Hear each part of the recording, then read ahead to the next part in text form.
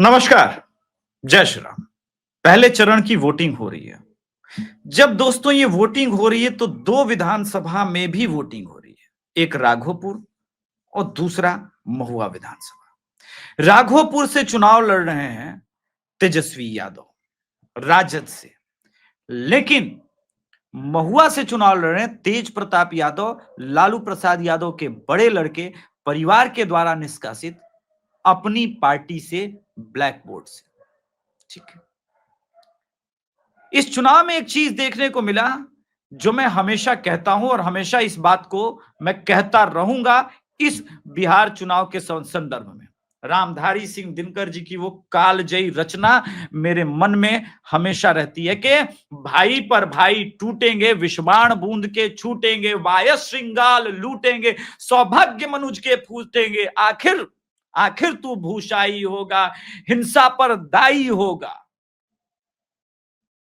ये कृष्ण की चेतावनी क्यों थी और मैं आज क्यों कह रहा हूं? देखिए दोस्तों, तेज प्रताप यादव ने अपने कभी भी सनातन प्रेम को कभी भी नहीं छुपाया, नेवर। लेकिन तेजस्वी यादव ने कभी इस देश में बिहारियों को एहसास नहीं होने दिया कि वो सनातन से प्रेम करता है। इनफैक्ट पूरी आरजेडी लगातार कभी गोस्वामी तुलसीदास पर, कभी रामचरितमानस पर टिप्पणी करती रही। वो जानबूझ करके सनातन समाज के अंदर विद्वेष का भाव पालती रही, लाती रही। और इस चुनाव में तो ये इतना बढ़ गया कि उन्होंने ये तक कहना शुरू कर दिया कि अहिरों का राज आने दो, तेजस्वी यादव का राज आने दो, कट्टा सटा करके तुम्हारी बहन बेटी को उठा लेंगे। ये इनकी असल माई बहन योजना थी। किंतु तेज प्रताप यादव की रैली में यह सब नहीं हुआ, एक भी नहीं घटना हुई। दूसरी बात, अपने ही भाई को, बड़े भाई को हराने के लिए जब तेजस्वी यादव रैली करने गए, वो तेजस्वी यादव के जीवन की सबसे बड़ी गलती थी। आने वाले कुछ समय में मैं एक्सप्लेन करूंगा क्यों और ये गलती क्यों है। और यहां से एक बिहार में नया पॉलिटिकल सिनारियो तय हो रहा है। इस नए पॉलिटिकल सिनारियो को मैं भी समझा रहा हूं। तमाम ओपिनियन पोल को देख करके एक चीज समझ में आ रही है कि तेजस्वी यादव ये चुनाव नहीं जीतेंगे। और तमाम opinion poll including my opinion poll the Abhishek Tiwari show ये मानता है कि तेज प्रताप यादव महुआ से चुनाव जीतेंगे। अब एक सिनारियो पलट के देखिए, एनडीए पूर्ण बहुमत की सरकार बनाएगी, इसमें कोई संदेह नहीं है। लेकिन उस एनडीए में सरकार बनने से पहले, चुनाव जीतने के बाद, एक ही सीट है तेज प्रताप यादव के पास, वो एंट्री ले लेते हैं, सपोर्ट कर देते हैं, बोला हम नीतीश चाचा के साथ है। बीजेपी का डायरेक्ट सपोर्ट नहीं, नीतीश चाचा के साथ। फिर आप तो चुनाव आरजेडी हार चुकी है इस बार, लोकसभा में इनके कम सांसद है, कितना पैसा चलाएगा? अब तेज प्रताप यादव परिवार से निकाले जाने के बाद, भाई के द्वारा ठुकराए जाने के बाद और तमाम षड्यंत्रों के बाद भी अपने परिश्रम से, अथक परिश्रम से निखर के एक पार्टी बना के वो जीत जाता है, एक ही सीट में कह रहा हूं। लेकिन फिर संभावनाएं बनती है एक नए यदुवंशी जो कि राष्ट्रवादी पार्टी होगी, जो सनातन का प्रेमी पार्टी होगा, जो सनातन को प्रेम करेगा, ऐसा एक यादवों का कोर नेता पैदा होगा, वो तेज प्रताप यादव होगा। जहां पर का कोर न्यूक्लियस होगा, नेतृत्व करता यादव ही, मगर वो तेज प्रताप यादव होगा, जो सनातन के प्रति अपने भाव को, अपने प्रेम को कभी नहीं छुपाता। राष्ट्र के प्रति प्रेम भी जब ऑपरेशन सिंदूर जैसा हो तब भी वो नहीं छुपाता, दर्शाता है, वोकल है।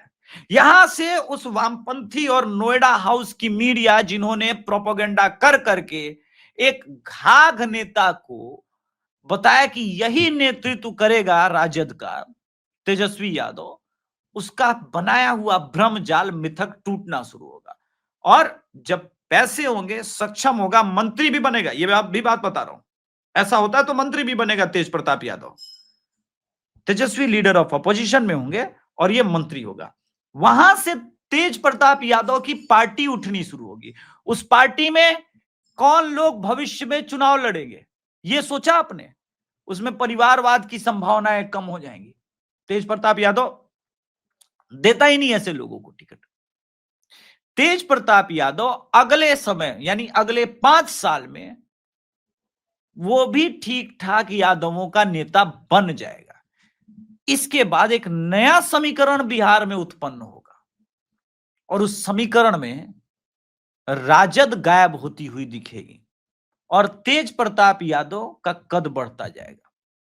तेज प्रताप यादव को निकाल करके लालू प्रसाद यादव ने यह नहीं सोचा होगा कि उनका बेटा इतना कैपेबल है, राजनीतिक रूप से उनके बेटे के अंदर कोई है जो राजनीति के गूढ़ रहस्यों को समझा रहा है, कोई है जो तेज प्रताप यादव को राजनीति शास्त्र की कलाएं सिखा रहा है, कोई है जो तेज प्रताप यादव को निखार रहा है। मैं जानता हूं वो कौन है। तेज प्रताप यादव के पीछे का सारथी कौन है, ये बात मैं जानता हूं, लेकिन आज वो नाम रिवील नहीं करूंगा। आज मैं सिर्फ एक नई संभावनाओं को रिवील कर रहा हूं, एक नई संभावना के बारे में बता रहा हूं, और ये नई संभावना कितनी अजीब होने वाली है इसके बारे में आप लोग सोचिएगा। तेजस्वी सिर्फ चुनाव नहीं हारेंगे, जो मैंने पंक्ति बोली कि आखिर तू धाराशायी होगा, आखिर तू भूषाई होगा, हिंसा पर दाई होगा, दुर्योधन रण ऐसा होगा फिर न कभी जैसा हो। ये होगा जो अपने सगे भाई का ना हो सका, क्या वो बिहार का हो सकता है? इस प्रश्न का उत्तर आप लोग मुझे कमेंट बॉक्स में जरूर दीजिएगा। जो अपने सगे भाई का, सहोदर भाई का ना हो सका, किस लिए गए थे? तेजस्वी यादव तेज प्रताप यादव की रैली में किस लिए गए थे? सोच के उत्तर देने की आवश्यकता नहीं है, मैं बता देता हूं। तेजस्वी यादव तेज प्रताप यादव की रैली में सिर्फ इसलिए गए थे, सिर्फ और सिर्फ इसलिए गए थे कि कुछ भी हो जाए तेज प्रताप यादव नहीं जीतना चाहिए, उसका राजनीतिक अंत करूंगा, या उसका एक उसकी कह सकते हैं कि राजनीतिक भ्रूण हत्या करूंगा। यही प्लान था ना। लेकिन वो बार बार एक आदमी का नाम लेता है कि हम तो ठाकुर के भक्त हैं। ठाकुर मतलब यहां भगवान श्री कृष्ण की बात मैं कर रहा हूं, हम तो ठाकुर जी के भक्त हैं। तो जब कोई ठाकुर जी का भक्त है और इस प्रकार का अनन्य भक्त है कि कभी भी मथुरा पहुंच जाए,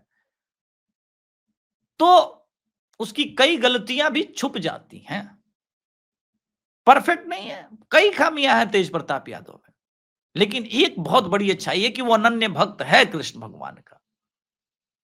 अब जैसे खेसारी लाल यादव ने भगवान रामचंद्र जी के लिए और उनके मंदिर के लिए जिस प्रकार के शब्दों का बाण चलाया, और उस बाण को काटने के लिए सामने से दिनेश लाल यादव निरहुआ आए और जिन दिव्यास्त्रों का उन्होंने प्रयोग किया, वो भाई समाज में एक मैसेज तो दे ही रहा है। और इस बिहार चुनाव में मैं बार बार बोला हूं, यादवों का, राष्ट्रवादी यादवों का बिहार के अंदर इस बार चुनाव बहुत तगड़ा वो लड़े हैं।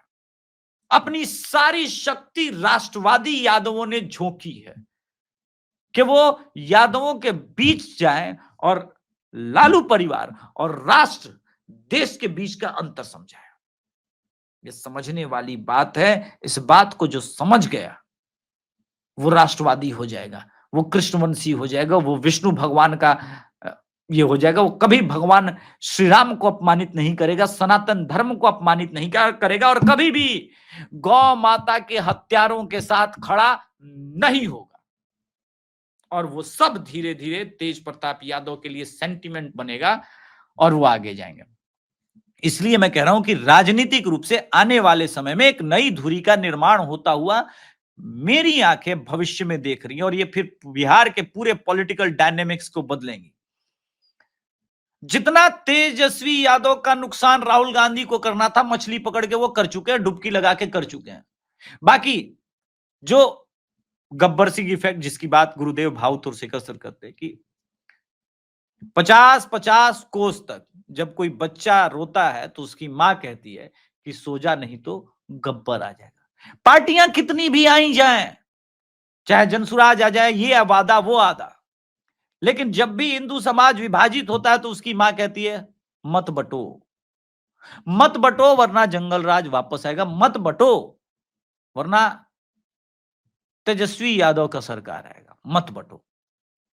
तो ये जो राजनीतिक रूप से निर्माण और की ये जो कहानी है, वो नीतीश कुमार को आगे लेके जाती है और नीतीश कुमार स्वतः बार बार विकल्प बन जाते हैं कि नहीं, ये अच्छे हैं। और फिर एक नारा लगता है कि नीतीश कुमार सबके हैं। और 20 साल से राजनीति के बिहार की राजनीति के केंद्र बिंदु बने हुए नीतीश कुमार के ही इर्द गिर्द कभी बीजेपी का डिप्टी सीएम होता है, कभी तेजस्वी यादव डिप्टी सीएम होते हैं। और डिप्टी सीएम सुशील मोदी भी सीएम नहीं बन पाए और डिप्टी सीएम तेजस्वी यादव भी उसी राह पर है कि भैया सीएम बनने के कोई लक्षण नजर नहीं आ रहे हैं। पर तेज प्रताप यादव की धुरी यहां से बदल गई है। तेज प्रताप यादव की जो राजनीति की यात्रा है वो बदल रही है। और ये राजनीति की यात्रा कहां जाकर के रुकेगी, कैसे रुकेगी, इसका आकलन तो हम आने वाले समय में अवश्य करेंगे, इस बात को मैं कह सकता हूं। लेकिन तेज प्रताप यादव के समर्थन में उतरी सिर्फ अक्षरा सिंह नहीं है, उनकी रैलियों का भीड़ नहीं है, बहुत कुछ कहानी कहता है। पहले थोड़ा सा आपको दिखाते हैं।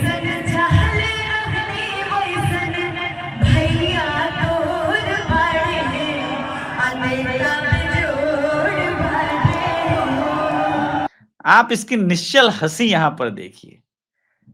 आदमी कितना तन्हा हो जाता है अपने ही माता पिता और भाई के द्वारा जब ठुकरा दिया जाता है। अपनी दादी माँ का फोटो लेकर के नामांकन के लिए पहुंचे तेज प्रताप यादव का तेज बढ़ता गया। जैसे जैसे वो लालू प्रसाद यादव के परिवार से अलग होते गए, उनका तेज कम होना चाहिए था, उसी परिवार के हिस्सा थे, मगर बढ़ता गया। पाप कर्म करते, इसको कहते हैं पाप कर्म का कम होना। लालू प्रसाद यादव के नेतृत्व में ही सारे मेन करप्शन बिहार में हुए 1992 से लेकर के 5 तक। स्पेशली जगन्नाथ मिश्रा जितना चारा घोटाले के दोषी रहे, उतने ही चारा घोटाले के दोषी लालू प्रसाद यादव भी ठहराए गए। इनफैक्ट जगन्नाथ मिश्रा को ज्यादा बड़ी सजा मिली कोर्ट के द्वारा, लालू प्रसाद यादव को कम मिली। उस बात से कोई फर्क नहीं पड़ता, मुझे कोई विशेष फर्क नहीं पड़ता। लेकिन यह बात भी तय है कि तेज प्रताप यादव लगातार अपनी सभाओं में, अपनी रैलियों में ये बात साबित करने में कामयाब हुए हैं इस बार कि उनकी छवि जो है वो उससे वो बाहर निकले हैं, उसकी छवि से वो बाहर निकले। एक दो उदाहरण और देते हैं ताकि आपको और बेटर समझ में आए कि ये क्यों चमक रहे हैं।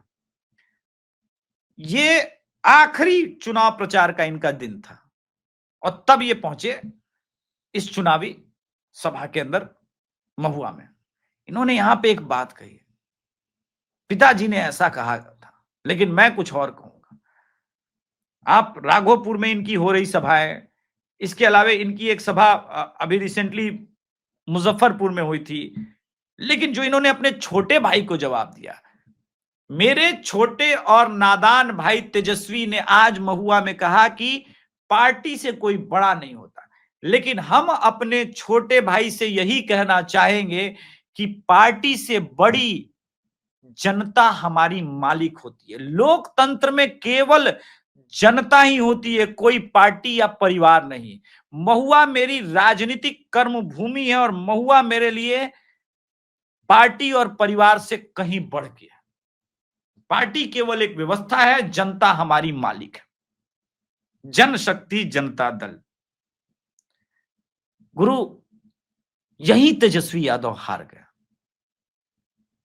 इसलिए मैं कह रहा हूं कि तेज प्रताप यादव का तो तेज बढ़ता रहा, लेकिन तेजस्वी का तेज घटता रहा। तेज प्रताप यादव का तेज बढ़ता रहा, तेजस्वी का तेज घटता रहा। और तेज प्रताप यादव परिवार के जब धन को भी छोड़ के आ गया, सोचिएगा, बहुत बड़ा पॉइंट है। जब आप पाप कर्म से अर्जित किए हुए धन को भी ठुकरा देते हैं और एक नई राजनीति, एक नया स्ट्रगल की तरफ आप बढ़ रहे होते हैं और शून्य से फिर जो शिखर की तरफ का सफर होता है, जो पसीने से भीगा होता है, आपके परिश्रम से भीगा होता है, जो आपके परिश्रम के कारण मिलता है, उस परिश्रम से जो तेज उत्पन्न होता है वो आपको तेज प्रताप यादव बना सकता है। और इसलिए ये कोई पेड वीडियो ना समझे तेज प्रताप यादव के लिए, ना, ये मैं तेजस्वी यादव के डाउनफॉल पे वीडियो बना रहा हूं कि राजनीतिक पतन तो हुआ, लेकिन कितना बड़ा नैतिक पतन है तेजस्वी यादव के लिए, ये कभी संजय यादव, हरियाणा के यादव इस बात को नहीं समझेंगे। कितना बड़ा मानवीय पतन है कि अपना छोटा भाई अपने बड़े भाई को हराने के लिए उस एक्सट्रीम तक चला जाता है। मैंने बातों बातों में एक डिबेट के दौरान कहा था कि लालू प्रसाद यादव के घर के अंदर सोनिया गांधी की एंट्री हुई है। तब लोग नहीं समझे थे मेरी बात को, आज खुल के समझा देता हूं। जब सोनिया गांधी की एंट्री हुई गांधी परिवार में, तो मेनका गांधी को अपने बच्चे को लेकर के परिवार से बाहर निकलना पड़ा संजय गांधी की मृत्यु के बाद। और वो बाहर ही नहीं निकलना पड़ा, बहुत कुछ हुआ, बहुत ड्रामा हुआ। तेजस्वी यादव आज उस स्तर तक भी अभी नहीं पहुंचे। घर से सामान फेंका गया और वो बाहर निकली सिर्फ 2 जोड़ी कपड़े में, कुछ कपड़े लेकर के, और वरुण गांधी को लेकर के। संजय गांधी तो दिवंगत हो चुके थे। और वहां से फिर इंदिरा गांधी और राजीव गांधी के जाने के बाद जो कांग्रेस के अंदर हस्तक्षेप था वो बढ़ा सोनिया गांधी का। और कालांतर में 1998-99 आते आते ये पार्टी कांग्रेस, जो इंदिरा गांधी की पार्टी थी, वो सोनिया गांधी की कांग्रेस बनी। और प्रो क्रिश्चियन, प्रो मिशनरीज हावी हुए, एंटी हिंदू एलिमेंट, एंटी सनातन एलिमेंट कांग्रेस के अंदर हावी हुए। और आज कांग्रेस विशुद्ध रूप से हिंदुओं से घृणा करने वाली राजनीतिक दल बनकर के उभरी। अब आप कहेंगे कि क्या मैं ये कहना चाहता हूं कि नाम बदल लेने के बाद भी तेजस्वी यादव की पत्नी अभी भी ईसाई हैं और मिशनरियों का प्रभाव है उन पे? जी, मैं बिल्कुल यही बात कह रहा हूं। आपने सोचा कि स्टालिन क्यों आए? आपने सोचा तमिलनाडु से स्टालिन क्यों आए? वो पंजाब से जो बिहारियों को गाली देते थे, जो हुले लैया के नारे लगाते थे मंचों से मुख्यमंत्री रहने के बाद, वो क्यों आए? दरअसल कांग्रेस के अंदर क्रिप्टो ईसाइयों का भरमार है। वैसे राहुल गांधी तो प्रैक्टिसिंग क्रिश्चियन है ही, लेकिन पहली बार सपोर्टिव रूल में तेजस्वी यादव भी उस दिन दिखे थे। तमिल में भाषण देने वाला, यहां पे एमके स्टालिन आया, उनके साथ खूब अच्छी फोटोग्राफी हुई। किसी ने एमके स्टालिन से यह नहीं पूछा कि आप भोजपुरी मैथिली का क्यों अपमान कर रहे हैं? तमिल भाषा बोलिए तमिलनाडु के अंदर, यहां क्यों अपमानित किया? नरेंद्र मोदी जी ने पूछा। ये राजनीतिक पतन है दोस्त। और राजनीति में इतना मत नीचे गिरिए कि उठने की संभावनाएं समाप्त हो जाए। ये नहीं होना चाहिए, वो कुछ बचा रहना चाहिए। धन्यवाद। जय श्री राम, हर हर महादेव। कृपया चैनल को सब्सक्राइब कीजिएगा, वीडियो को लाइक कीजिएगा। Thank you so much.